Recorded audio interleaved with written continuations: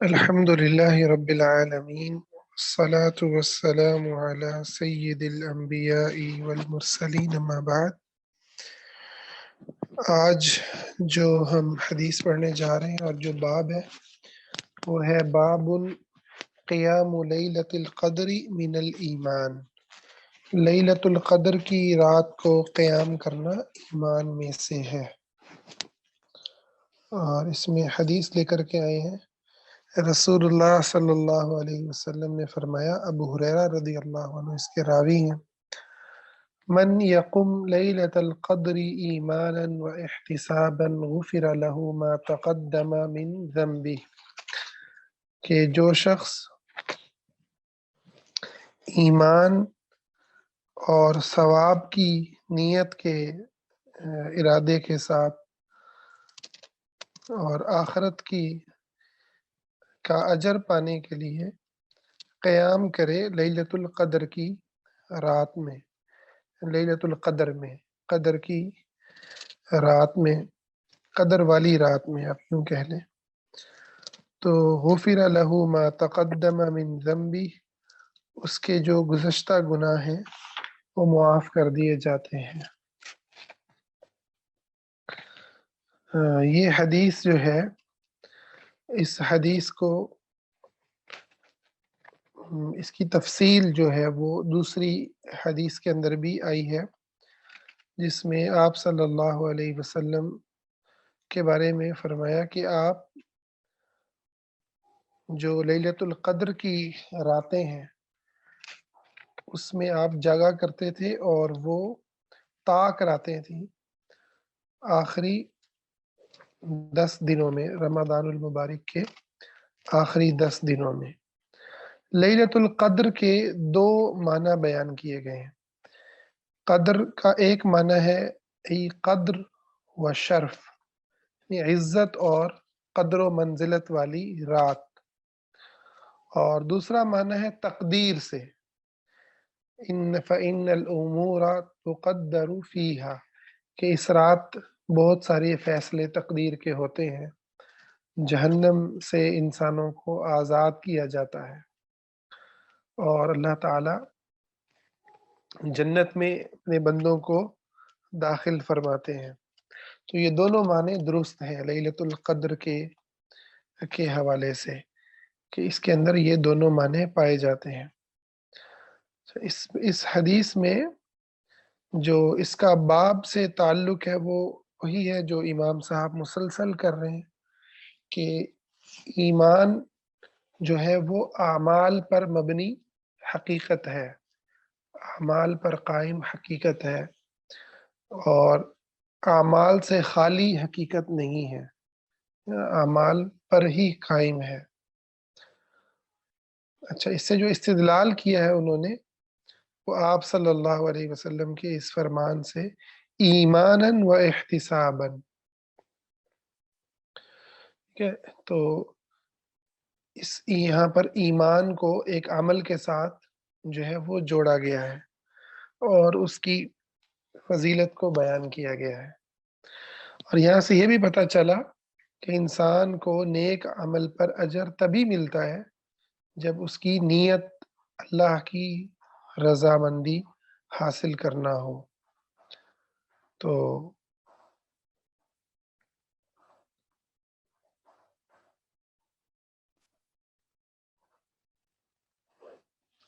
نیت کی بہت بڑی اہمیت ہے، اور وہ بنیادی حیثیت رکھتا ہے کہ انسان جب تک اللہ رب العزت کو راضی کرنے کی نیت نہ کرے تب تک اعمال اللہ کے ہاں جو ہے وہ عزت اور شرف نہیں پاتے، قبولیت نہیں پاتے۔ تو انسان جو بھی عمل کرے اس کے اندر ایمان اور احتساب، اللہ رب العزت کی رضامندی اور آخرت کی کامیابی، جنت کا حصول، اس کو جو ہے بار بار دہراتا رہے، بار بار اس کی یاد دہانی کرتا رہے، تو اس کا اجر کیا ہوگا؟ غفر لہ ما تقدم من ذنبی، اس کے پچھلے گناہ معاف کر دیے جائیں گے۔ اب پچھلے گناہ سے یہاں کیا مراد ہے؟ کیا اس سے مراد کبیرہ گناہ بھی ہیں؟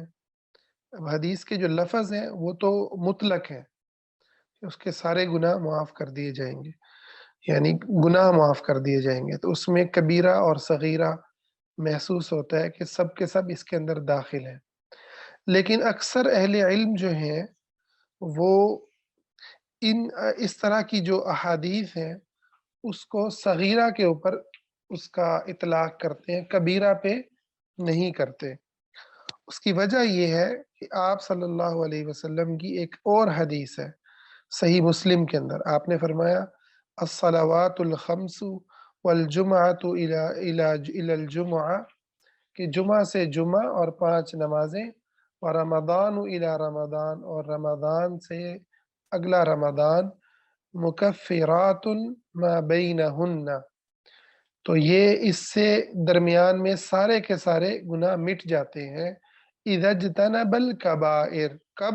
کہ جب وہ کبیرہ گناہوں سے اجتناب کرے، کبیرہ گناہوں سے اجتناب کرے، اور اگر ہو جائیں تو توبہ کرے، ٹھیک ہے، تو ہو جائے تو توبہ کرے۔ لیکن اس حدیث سے میں چونکہ مطلق بھی آ گیا ہے، غفر لہ ما تقدم من ذنبی، اس لیے اللہ سے یہ امید بھی رکھی جا سکتی ہے اور رکھی جانی چاہیے کہ اللہ تعالیٰ سارے ہی گناہ معاف کر دے گا، سارے ہی گناہ معاف کر دے گا، چاہے کبیرہ ہوں یا صغیرہ ہوں۔ اللہ تعالیٰ بہت ہی رحمتوں والا اور مغفرت فرمانے والا ہے، اور یہ اللہ تعالیٰ کے بارے میں ہمارا گمان ہونا چاہیے۔ اور ساتھ ساتھ جو دوسری حدیث ہے اس کو بھی مد نظر رکھنا چاہیے کہ گناہ معاف ہو جائیں گے جب ہم کبیرہ گناہوں سے بچیں، تو کبیرہ گناہ ہو جائیں تو ان پر اللہ سے توبہ کرے، ان پر اللہ تعالیٰ سے توبہ کرے۔ تو یہی وہ راستہ ہے جس کے ذریعے انسان کی یعنی ایمان خوف اور امید کے درمیان میں درمیانی کیفیت کا نام ہے۔ تو نہ انسان بالکل بے خوف ہو جائے کہ جی میں نے تو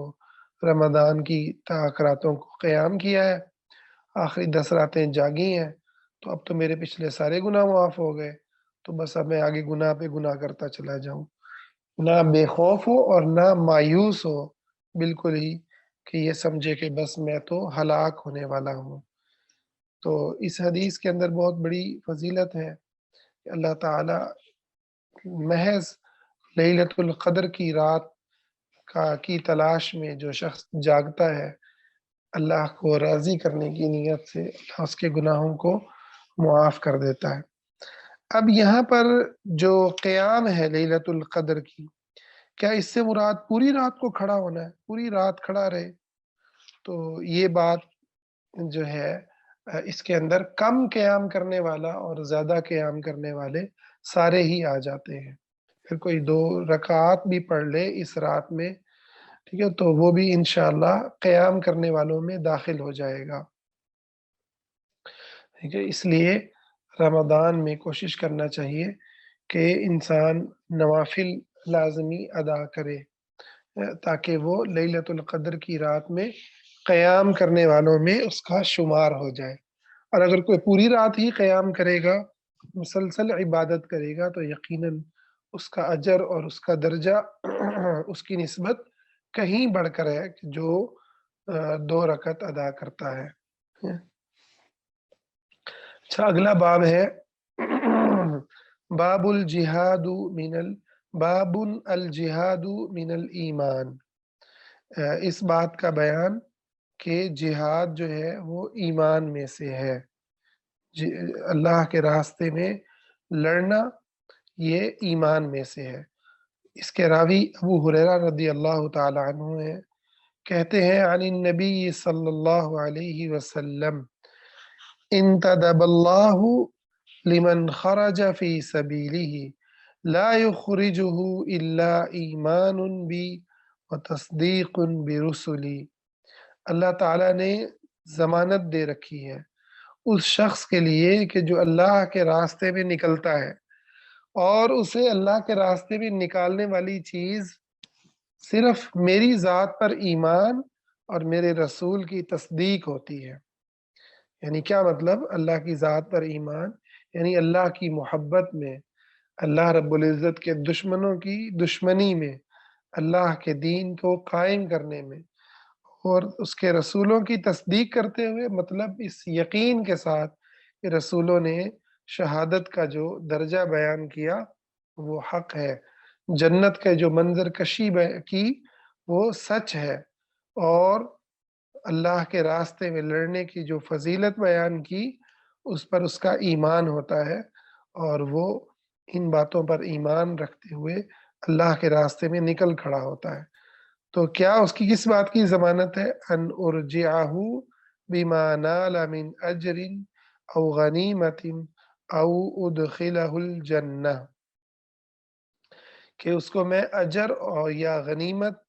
ٹھیک ہے، اس سے میں اس کو نوازوں، اس کو واپس اس حال میں آئے کہ اجر اور غنیمت یا غنیمت کو لے کر کے آئے، یا پھر میں اس کو جنت میں داخل کر دوں، یعنی وہ اللہ کے راستے میں شہید ہو جائے۔ پھر فرمایا وَلَوْلَا أَنْ أَشُقَّ عَلَىٰ أُمَّتِي، اگر میری امت پر مجھے مشقت کا ڈر نہ ہوتا، کہ امت پر یہ ایک جو ہے بھاری عمل ہوگا، مشقت والا عمل ہوگا، ما قعدت خلف سریۃ، تو میں کسی بھی جو جنگی لشکر ہے اس سے پیچھے نہ بیٹھتا۔ لوددت انی اقتل فی سبیل اللہ، میری تو خواہش ہے کہ میں قتل کر دیا جاؤں اللہ کے راستے میں، ثم احیا، پھر مجھے زندہ کیا جائے، ثم اقتل، پھر مجھے قتل کیا جائے، ثم احیا، پھر مجھے زندہ کیا جائے، ثم اقتل، اور پھر مجھے قتل کیا جائے۔ تو بڑی ہی عظیم حدیث ہے، جس کو جتنا زیادہ ہم کھولیں اتنے ہی اس کے اندر جو ہے وہ ایمان کے گہرے سبق جو ہیں اس کے اندر چھپے ہوئے ہیں۔ اچھا، اس کے اندر اب شرط لگائی ہے جو اللہ کے راستے میں نکلتا ہے، یعنی اللہ رب العزت کی ذات کو سامنے رکھتے ہوئے نکلتا ہے، اور اس کی سب سے بہترین تعریف خود نبی کریم صلی اللہ علیہ وسلم نے بخاری ہی کی ایک اور روایت میں بیان فرمائی۔ آپ نے فرمایا من قاتل لتکون کلمۃ اللہ ہی العلیٰ فہو فی سبیل اللہ، جو اس لیے قتال کرتا ہے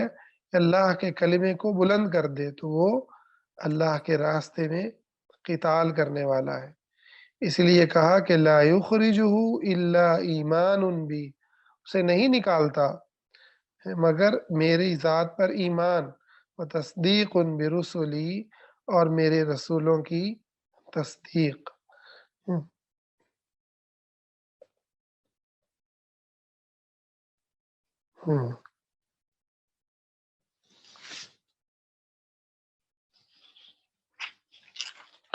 اور اسی طرح سے یہاں پر کہا کہ اس کو میں واپس لاتا ہوں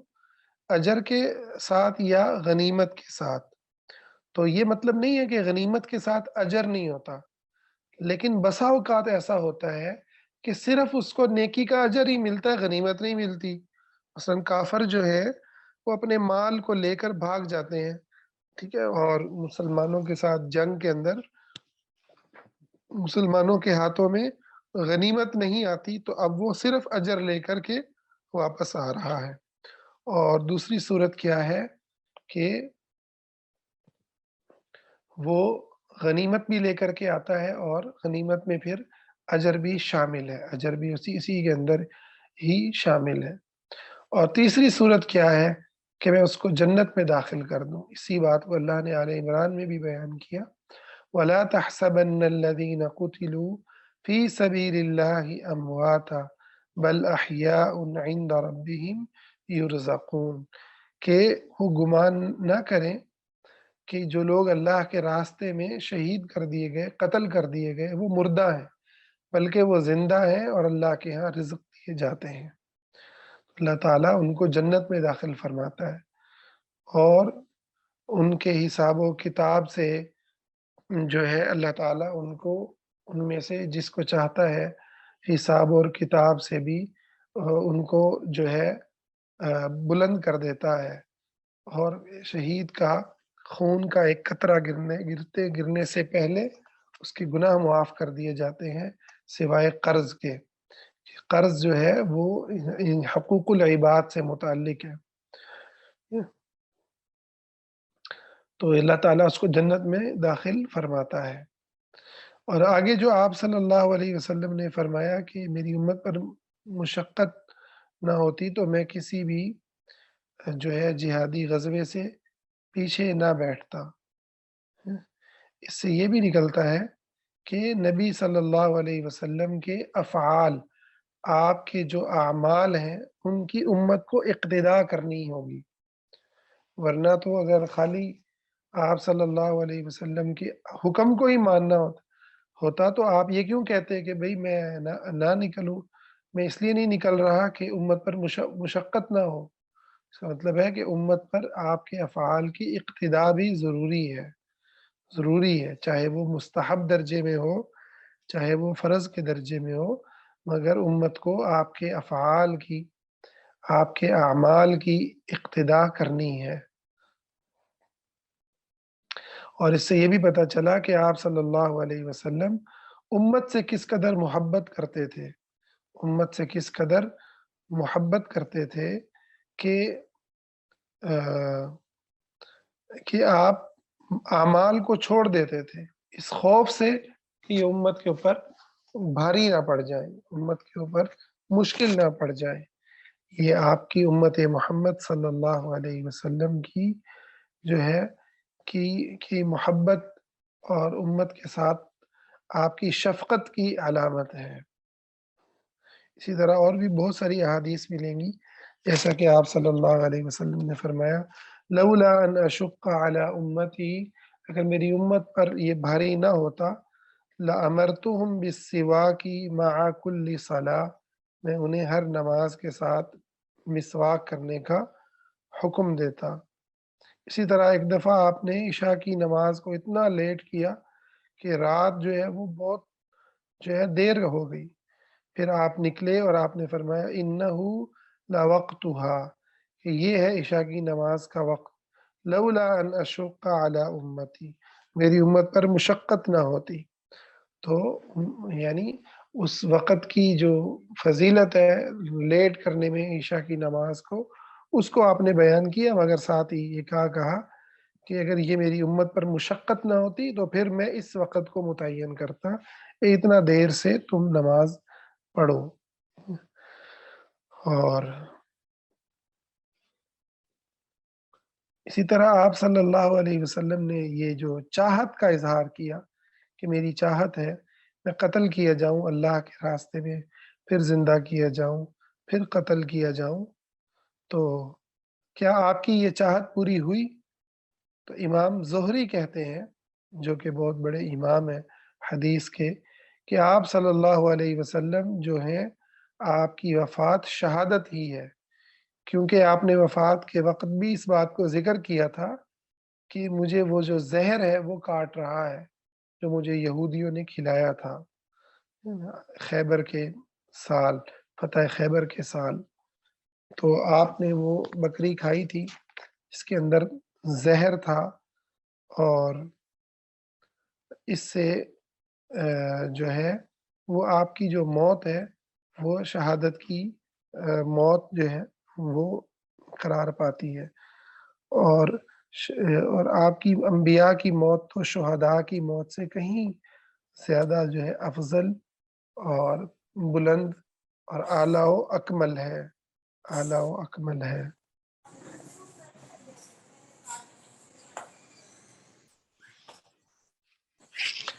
آپ صلی اللہ علیہ وسلم کا یہ جو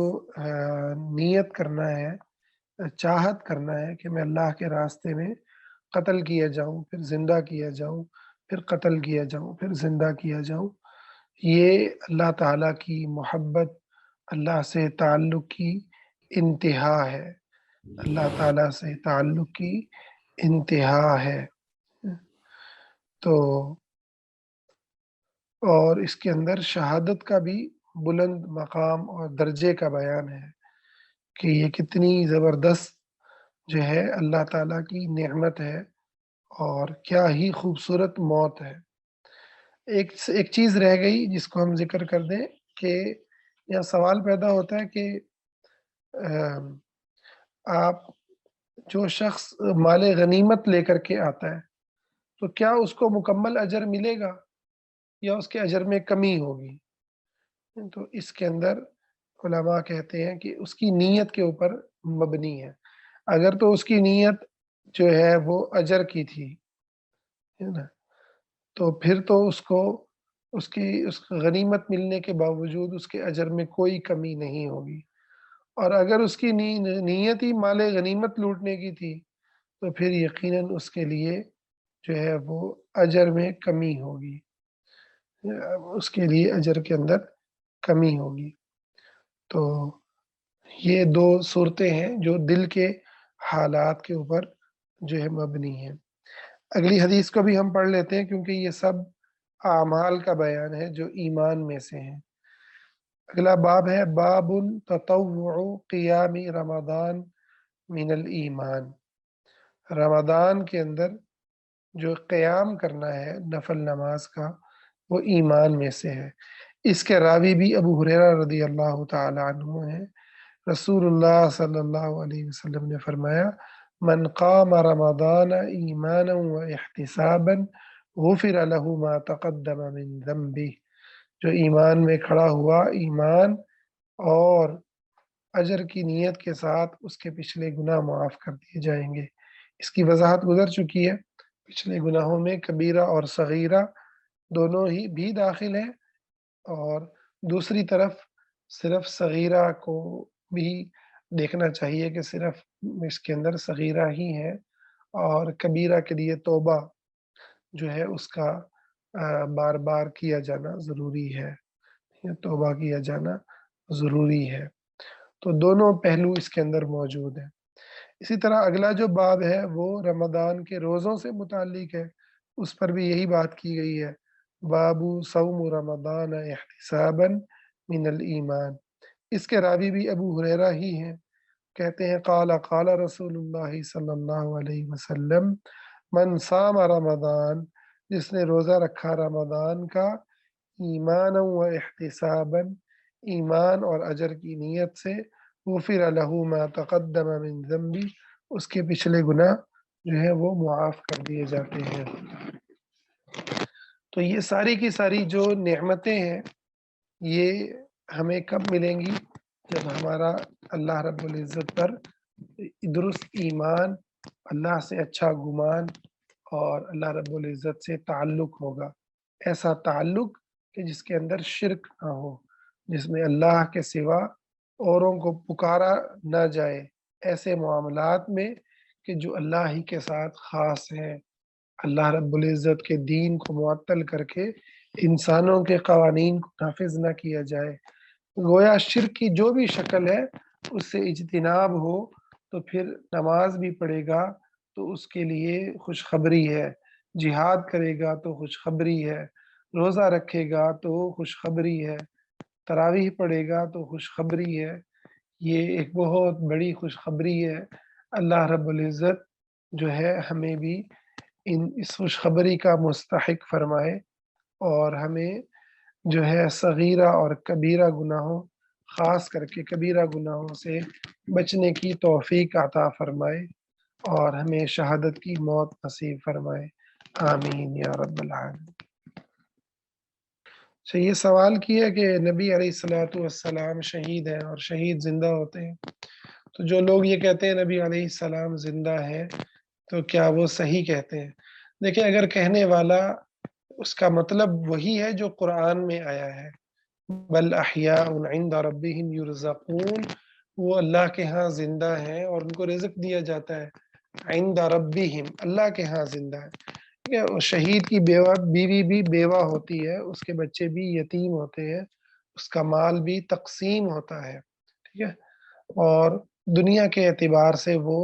دنیا سے چلا گیا، وفات پا گیا، اس کی موت واقع ہو گئی، اس کو دفنایا جاتا ہے، ٹھیک ہے، اس لیے جو لوگ شہید کو اگر تو زندہ اس معنوں میں مانتے ہیں جو قرآن نے کہا ہے، پھر تو کوئی حرج نہیں۔ اگر وہ دنیاوی معنوں میں مانتے ہیں کہ شہید زندہ ہیں اور آ رہے ہیں، جا رہے ہیں، اور ان سے مدد مانگنا اور پھر اگلے کام شروع کر دیتے ہیں شرک اور بدعات کے، تو یقیناً یہ مفہوم باطل ہے، یہ مفہوم غلط ہے۔ شہداء زندہ ہیں، ان کی روحیں جو ہے عرش سے لٹکے ہوئے پنجروں کے اندر ہیں، سبز رنگ کے ان کے پرندوں کے اندر ان کی روحیں ہیں، اور وہ جنت میں جہاں چاہتے ہیں کھاتے پھرتے ہیں، اللہ کی حمد و ثنا بیان کرتے ہیں۔ تو یہ یقیناً یہ والی جو شہادت ہے اس کو زندگی اس لیے کہا گیا کہ شہادت کو اللہ رب العزت نے خاص کر کے زندگی کا، ورنہ ہر مرنے والا زندہ ہی ہوتا ہے، یا تو عذاب میں ہوگا یا نعمت میں ہوگا، تو وہ زندہ ہے تو اس کو عذاب ہو رہا ہے نا۔ لیکن وہ زندگی کون سی ہے؟ برزخی زندگی، ٹھیک ہے، برزخی زندگی جس کا ہمیں شعور نہیں ہوتا، حتیٰ کہ کافر بھی زندہ ہوتا ہے مگر وہ تکلیف میں مبتلا ہوتا ہے۔ اللہ ہمیں بری موت سے محفوظ فرمائے اور شہادت کی موت نصیب فرمائے۔ وما علینا الا البلاغ۔